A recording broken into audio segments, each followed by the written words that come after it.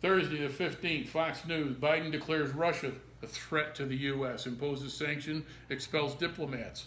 Ezekiel 38:3, thus says the Lord God, behold, I'm against you, O Gog, Russia. I will turn you back, and I will put hooks into your jaws, and I will bring you forth in all your army. It's coming. CNS News, Senator Rand Paul recalls despicable Jim Crow laws were passed entirely by Democrats. Every Republican voted no. Yeah. They don't talk about this. Nope. You have to look long and hard, this is a quote, in history to find a Republican that voted for a Jim Crow law. Republican Kentucky Senator Rand Paul says, Republicans should be calling out Democrats for making the absurd claim that the GOP supports Jim Crow laws when in fact history shows that the Democrats have always been enacting the racist voter suppression laws.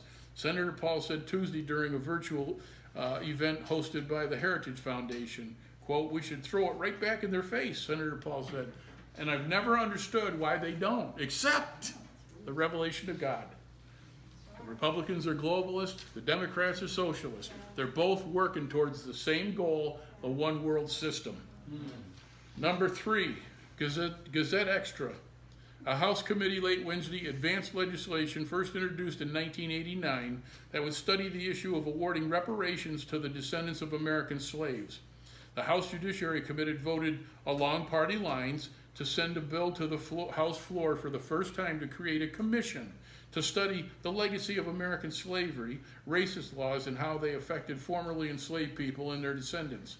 The bill instructs the 13-person committee to consider the national apology and recommend any appropriate remedies to Congress. What a load. Number 4, the economic collapse. We're number 1. Yet another ignominious, you all figure it out. Anonymous? Nope. Ignominious. I don't know. Anyway, it means great. Another great all-time record high is established in the late great United States. Whenever it seems like this country can't possibly sink any lower, we always seem to find a way to top ourselves. According to a report just released by the Centers for Disease Control and Prevention, cases of chlamydia, gonorrhea, and syphilis in the United States reached the highest level, highlight ever recorded in 2019. Thanks to the popularity of internet dating apps, there has been a boom in casual sex in recent years, and this has resulted in a tsunami of sexually transmitted cases that is absolutely unprecedented in our history. Needless to say, this is not a sign of a healthy society. Of course, things were not always this bad. In fact, if you go back to the early days of the Bush administration, syphilis had been almost entirely wiped out. I remember that. The cases of chlamydia and gonorrhea were at their lowest levels, very low levels.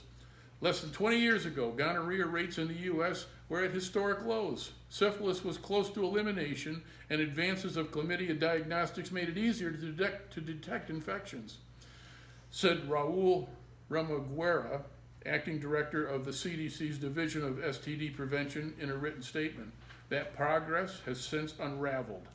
The Complete Jewish Bible says in Revelation 21:8, but as for the cowardly, the untrustworthy, the vile, the murderers, the sexually immoral, I like that, that's what this is talking about, those involved with the occult, with drugs, idol worshippers, and all liars, their destiny is the lake burning with fire and sulfur, the second death.